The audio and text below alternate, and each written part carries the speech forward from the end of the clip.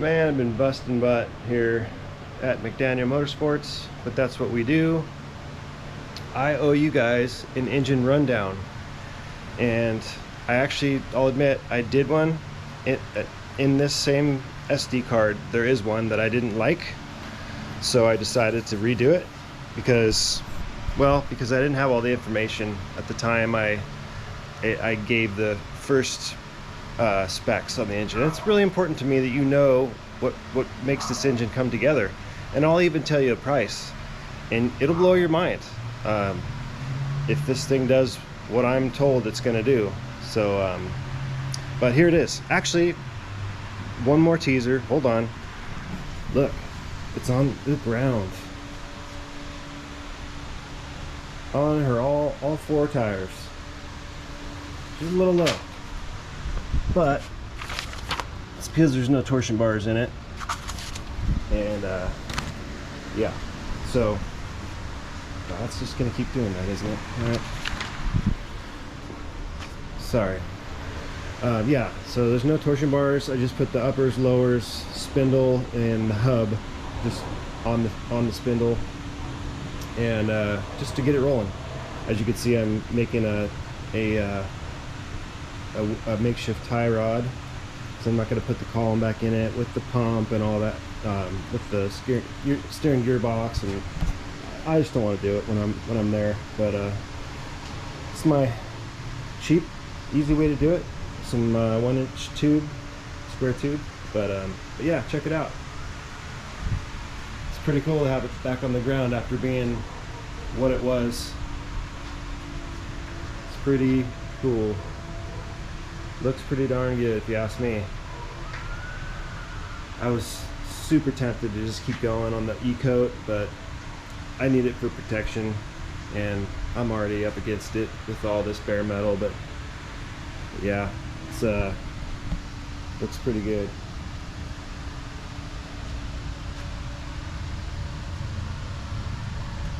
Still have some gapping to do. This gap's fine, but you can see the doors. This one kind of got a little long on me, and I think the door just needs to go that way. And I might need to do a little massaging here too, and here. So what are you gonna do? I still got 3 days before I have to go. The hood came out real nice. We put the hood on today, and only took us a few times. Wasn't too bad, but it laid out pretty good. Like, I would accept this as a driver, but it'll get better. I can't just leave it. I'll make it as good as I have the skill set to make it, and then it's just good enough until I figure out a way to make it better. So, but yeah, let me show you the other side.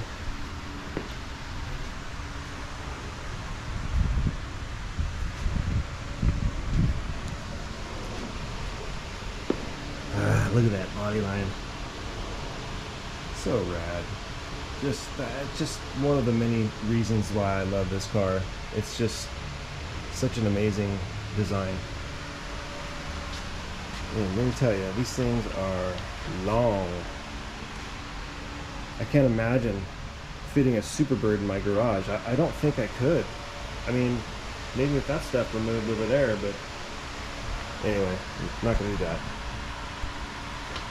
So yeah, this still has the original lead in it, so I know this hasn't changed since the factory. But overall, the fit is pretty darn good. I honestly haven't messed with it after we just kind of put it on. It's bolted on, so it moves. But I still have some work to do here. This door needs to come up slightly to match this guy here.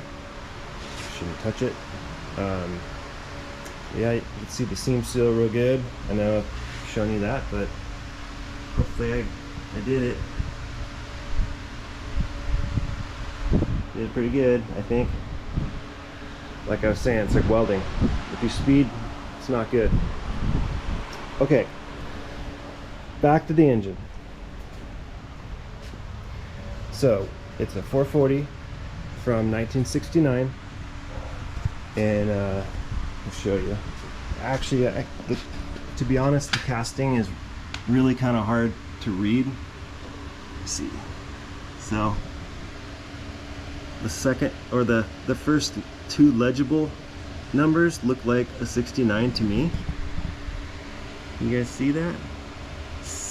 68 or 69, I don't know. The 8 next to it looks kind of similar too. So anyway, it's period correct, right? Or no? No, what am I thinking? That's the year. 73. All right, enough about that period correct stuff. We don't need that. JK. All right, so again, it's a 440, probably out of a motorhome.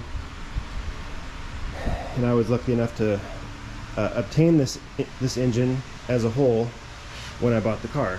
That was part of the deal. And I'm glad, but the thing was locked up and cylinders literally had to be chopped and beat out of their cylinders. It's pistons. Would had to have been beaten through. They were so stuck in there. So anyway, this is what we're dealing with now. It's a 507, I'm told. I was told it's a 508, but it's 507. Seems odd to me, but whatever. I'll tell you why in a minute. It's a fully forged bottom end and bottom end rotating assembly. It's got Howard's rockers and valve train, Howard's cam, monster cam. That's not what they call it, but it's you'll see in a minute what the dimensions are. But it's got these heads. They are actually RPM. The crank is RPM. The heads are Avenger, and they're a carbon copy of what you could get at 440 Source, or they're actually a carbon copy, or I believe they're designed around the Edelbrock Victor Senior heads. And in fact, I know that because I actually got the dimensions off that head in my specs. So anyway, I guess there's one guy that makes a bunch of heads castings, and people just kind of put their flavor on them. So cool. Moving on. This is a Speedmaster intake here, high rise. I hope that fits under the hood because it looks cool, and I love high rises. These are 440 Source valve covers. The only ones that I could stomach putting on this engine. I was really trying to get some of those low power performance or some sort of direct connection, or you know, something old school, but I settled for the fabricated boring ones that aren't polished. I don't want polished, but kind of going for a race car vibe here, which in it's right. I mean, making race car power, so it's supposed to make 650 plus horsepower. That's what my guy told me, and he's never been wrong. In fact, he told me that truck had 650. It ended up having 700. So that's the kind of guy I want building my engines. Under promise and over deliver. So all right, and it's got a Canton pan, nothing too special. I'm going to be running an oil accumulator, a Moroso one, which will add 5 quarts to the 7 this one will take. Let's see here. I've got, so Con rod bearings. Let's see. Custom hydraulic roller cam. 243, 252, 613, and 622 at 112. Pretty nasty. It's got, let's see here, 33 gasket set, Melling intermediate shaft, Howard's pig block Chevy, hydraulic roller, actually no, I read that wrong. Big block Chrysler hydraulic roller lifters. Timken, looks like a true roller timing chain. 440 Chrysler single plane, that's not right. I didn't pay that. Let's see here. It's got me down here for a Mopar billet, but I have a MSD billet distributor. Recurving of the distributor, universal black mission wires, which I hate. Typical Autolite 3924s. 650 offset 440 shaft rockers. What is that? I'm trying to think of, can't remember what the brand was. Screamin' Demon 850. It's got a, like I said, 4340 crank. Let's see here, that's the CRA 4.25/44 OE Chrysler. Huh.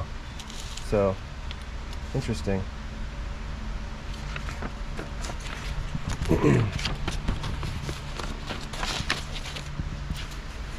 And let's see here.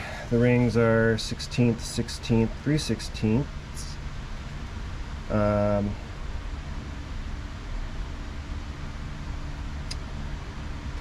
Molly, Chrysler big block oil pump. There's the billet distributor. Head studs.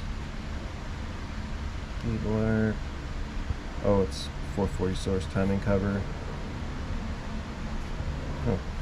This is all like the same stuff. It's kind of weird. 440 water pump housing. Okay. And here's what I mean about the heads. So, Victor Max Wedge is a complete cylinder head design, big block Chrysler, blah blah blah. So, these are the head dimensions.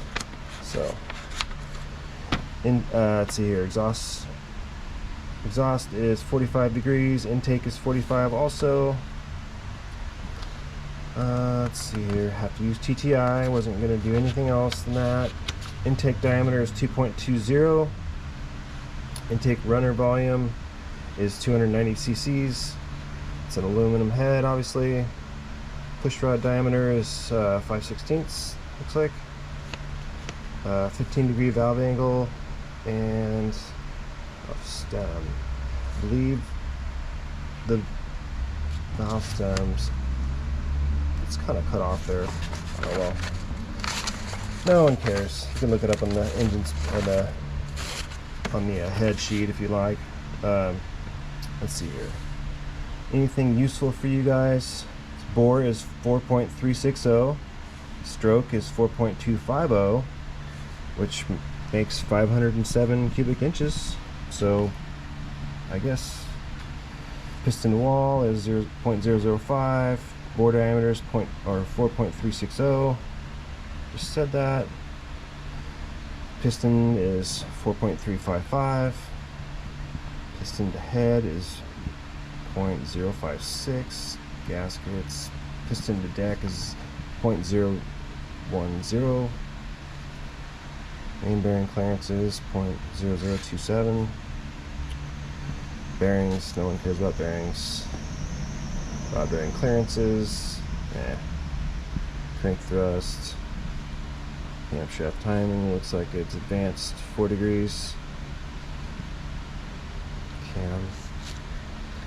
Hydraulic roller cam. The cam part is, I believe that's an H-8-112.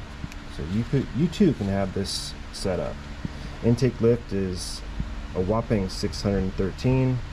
Exhaust lift is also 622.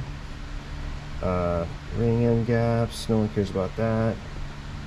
Valve lash, rod bolts, ARP. Cool. Torque specs and everything. This is why I always beg my engine guy to give me everything, because he'll forget. And I shared this one in the last one, so it is,